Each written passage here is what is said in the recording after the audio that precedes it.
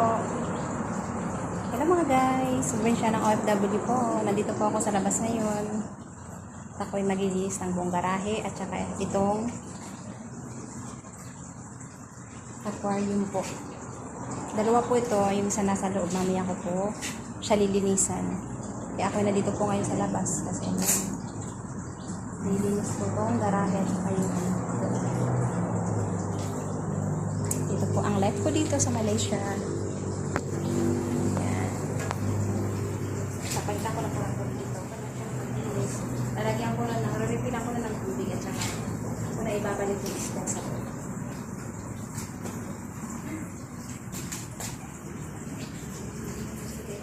Itong filter, yung machine, oxygen. Inano ko na din siya, linis ko na din. Nalalaki ko na din. Saka ikakabit ko na siya.